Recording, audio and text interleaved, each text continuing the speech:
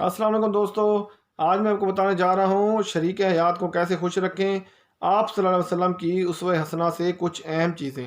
شوہر اور بیوی کا آپس کا رشتہ اتنا اہم ہوتا ہے کہ جس کو موت تک نبھانے کی خاطر انسان اپنا سب کچھ قربان کر دیتا ہے، حتیٰ کہ کبھی کبھار اپنے والدین کو بھی خیر آباد کہہ دیتا ہے۔ یہ رشتہ جتنا خوش نما اور اہم ہوتا ہے، اس سے زیادہ یہ احساس بھی ہوتا ہے۔ اگر اس رشتے میں صبر اور برداشت کی قوت سے کام نہ لیا جائے تو یہی رشتہ انسان کی زندگی اجیرن بنا دیتا ہے۔ عورت جس روپ میں بھی ہو وہ قابل عزت اور قابل احترام ہے، اور کیوں نہ ہو۔ جب نبی پاک صلی اللہ علیہ وسلم کو اللہ عز و جل نے ساری مخلوق کے لیے نبی رحمت بنا کر بھیجا تو آپ صلی اللہ علیہ وسلم کی شان و رحمت کریمی اس صنف ناز پر کیوں سایہ فگن نہ ہوتی، جس کو دنیا اب آبگینہ جیسے لطیف و نازش شی کے ساتھ تشبہ دیتی ہے، بلکہ نرم اور نازک شی کے ساتھ دنیا والوں کی رعایت و اہتمام بھی زیادہ ہوتا ہے۔ تو آپ کے رحم و کرم سے عورت کیوں محروم ہوتی؟ آپ صلی اللہ علیہ وسلم کی تعلیمات میں عورت کی رعایت اور اس کی صنف نزاکت کے ساتھ احکام موجود ہیں۔ مجھے اکثر افسوس اس بات پر ہوتا ہے کہ موجودہ دور کا اس نصف نازک کے ساتھ یہ رویہ المیہ ہے کہ اس نے عورت کو گھر کی ملکہ کے بجائے شمع محفل بنا دیا۔ اس کی نسوانیت اور نزاکت کو تار تار کرنے کے لیے زینت بازار اور اپنی تجارت کے فروغ کا اعلیٰ کار ذریعہ بنا دیا۔ عورت کے لیے پردے کے حکم میں دراصل اس کی نزاکت کی رعایت ہی مقصود ہے کہ اسے مشقت انگیز کاموں سے دور رکھیں کر ان کو درون خانہ کعبہ کی صرف ذمہ داری سونپی جائے۔ اللہ عز و جل اپنے نبی رحمت العالمین پر نازل کردہ کتاب میں عورت کے تعلق سے فرمایا ہے اور ان عورتوں کے ساتھ خوبی کے ساتھ گزارا کیا کرو۔ ہم اپنی شریک حیات کو کیسے خوش رکھ سکتے ہیں؟ اس سوالات کی رہنمائی کے لیے آپ صلی اللہ علیہ وسلم کی اسوہ حسنہ سے کچھ اہم چیزیں آپ کی خدمت میں پیش کرتے ہیں۔ اگر اس پر عمل کیا جائے تو یہ رشتہ ہمارے لیے دنیا میں ہی جنت کی مثال ہوگا۔ شریک حیات کے لیے ذبائش ایک اختیار کیجیے۔ اپنی شریک حیات کے لیے خوبصورت لباس زیب تن کیجیے، خوشبو لگائیں۔ اللہ تعالیٰ خوبصورتی کو پسند کرتا ہے۔ جیسے مرد چاہتے ہیں کہ ان کی بیویاں ان کے لیے ذبائش اختیار کرے، اس طرح خواتین بھی یہ خواہش رکھتے ہیں کہ ان کے شوہر بھی ان کے لیے ذبائش اختیار کرے۔ یاد رہے کہ اللہ کے رسول صلی اللہ علیہ وسلم گھر لوٹتے وقت مسواک استعمال کرتے تھے اور ہمیشہ اچھی خوشبو پسند فرماتے تھے۔ شریک حیات کے لیے خوبصورت دو نام چنیں۔ اپنی شریک حیات کے لیے خوبصورت نام کا استعمال کیجیے۔ اللہ کے رسول صلی اللہ علیہ وسلم اپنے زوجہ کو ایسے ناموں سے پکارتے جو انہیں بے حد پسند تھے۔ اس شریک حیات کو محبوب ترین نام سے پکاریں اور اپنے ناموں اور ایسے ناموں سے اجتناب کیجیے جس سے ان کی جذبات کو ٹھیس پہنچے۔ خوبیوں کی قدر کیجیے۔ اپنی شریک حیات سے مکھی جیسا برتاؤ مت کیجیے۔ اپنی روز مرہ زندگی میں ہم مکھی کے بارے میں سوچتے بھی نہیں، یہاں تک کہ وہ ہمیں تنگ کر کے۔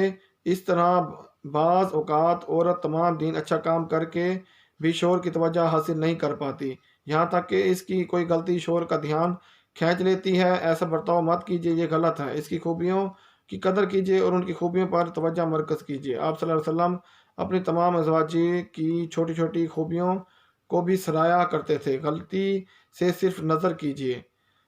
اگر آپ اپنی شریک حیات سے کوئی غلطی سرزد ہوتے دیکھیں تو درگزر کیجیے۔ یہی طریقہ نبی پاک صلی اللہ علیہ وسلم نے اپنایا ہے کہ جب آپ صلی اللہ علیہ وسلم نے ازواج مطہرہ سے کچھ غیر موزوں ہوتے دیکھا تو آپ صلی اللہ علیہ وسلم نے خاموشی اختیار کی، اور اس اسلوب میں سے بہت کم ہی مسلمان مرد مہارت رکھتے ہیں۔ شریک حیات کو دیکھ کر مسکرائیں۔ جب بھی اپنی شریک حیات کو دیکھیں تو دیکھ کر مسکرا دیجیے۔ اگر گلے لگیں تو مسکرانا صدقہ ہے، اور آپ کی شریک حیات امت مسلمہ سے الگ نہیں ہے۔ تصور کیجیے کہ آپ کی شریک حیات کو ہمیشہ مسکراتے ہوئے دیکھیں تو آپ کی زندگی کیسے گزرے گی۔ ان حدیث کو یاد کیجئے جب رسول پاک صلی اللہ علیہ وسلم کی نماز کے لیے جانے سے پہلے اپنی زوجہ کو بوسہ دیتے، جبکہ آپ صلی اللہ علیہ وسلم روزے کی حالت میں ہوتے۔ شکریہ ادا کیجئے، وہ تمام کام جو آپ کی شریک حیات آپ کے لیے کرتی ہے ان سب کے لیے ان کا شکریہ ادا کیجئے، بار بار شکریہ ادا کیجئے۔ مثال کے طور پر گھر پر رات کا کھانا وہ آپ کے لیے کھانا بناتی ہے، گھر صاف کرتی ہے، درجنوں دوسرے کام، اور بعض اوقات واحد تعریف جس کی وہ مستحق قرار پاتی ہے وہ یہ ہے کہ انسان آج سالن میں نمک کی کم تھا، خدا ایسا مت کیجیے۔ ان کے احسان مند رہیں، شریک حیات کو خوش رکھیں۔ اپنی شریک حیات سے کہیں کہ وہ آپ کو ایسی 10 باتوں سے متعلق آگاہ کرے جو آپ نے اس کے لیے کی اور وہ چیزیں ان کی خوشی کا باعث بنیں۔ پھر آپ ان چیزوں کو اپنی شریک حیات کے لیے دہرائیں۔ ہو سکتا ہے کہ یہ جاننا مشکل ہو کہ کیا چیز اسے خوش دے سکتی ہے۔ آپ اس بارے میں خود سے قیاس مت کیجیے، براہ راست اپنی شریک حیات سے معلوم کیجیے کہ وہ ایسے لمحوں کو اپنی زندگی میں بار بار دہراتے رہیں۔ آرام کا خیال رکھیں، اپنی شریک حیات کی خواہش کو کم مت جانیں، اسے آرام پہنچائیں۔ بعض اوقات شوہر اپنی بیوی کی خواہش کو حقارت کی نگاہ سے دیکھتے ہیں، ایسا مت کیجیے۔ نبی پاک صلی اللہ علیہ وسلم نے اس واقعے سے ہمارے لیے مثال قائم کر دی ہے کہ حضرت صفیہ رضی اللہ تعالیٰ عنہ رو رہی تھی۔ انہوں نے اس کی وجہ یہ بیان کی کہ آپ صلی اللہ علیہ وسلم نے انہیں ایک سست رفتار اونٹ پر سوار کرایا تھا۔ آپ صلی اللہ علیہ وسلم نے ان کے آنسو پونچھے، ان کو تسلی دی اور انہیں نیا اونٹ لا کر دیا۔ مزاح کیجیے، اپنی شریک حیات سے مزاح کیجیے اور اس کا دل بہلائیں۔ دیکھیں کہ کیسے اللہ تعالیٰ کے رسول حضرت عائشہ رضی اللہ تعالیٰ عنہ کے ساتھ صحرا میں دوڑ لگاتے تھے۔ آپ نے اس طرح کی کوئی بات اپنی بیوی کے ساتھ آخری مرتبہ کب کی؟ بہتر بننے کی کوشش کیجیے۔ ہمیشہ نبی پاک صلی اللہ علیہ وسلم کے یہ الفاظ یاد رکھیں، تم میں سے بہتر وہ ہے جو اپنے گھر والوں کے ساتھ بہتر برتاؤ کرنے والا ہے، اور میں تم میں سے اپنے گھر والوں سے بہتر پیش آنے والا ہوں۔ ان روایات سے پتہ چلتا ہے کہ اللہ کے نبی صلی اللہ علیہ وسلم نے عورت کے ساتھ خصوصیت سے رحم و کرم کا معاملہ فرمایا، اس کی صنفی نزاکت کو ملحوظ رکھ کر اس کے ساتھ رحم و کرم کرنے کا حکم دیا، اس پر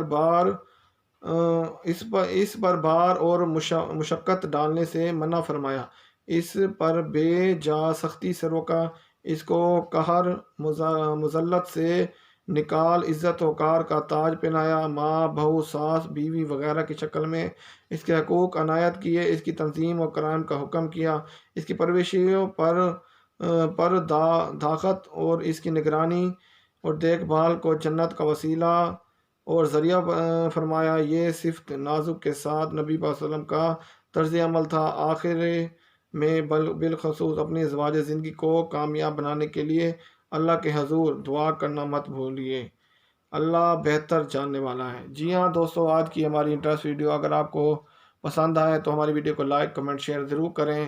مزید اچھی ویڈیو دیکھنے کے لیے ہمارے چینل کو سبسکرائب کریں۔ السلام علیکم۔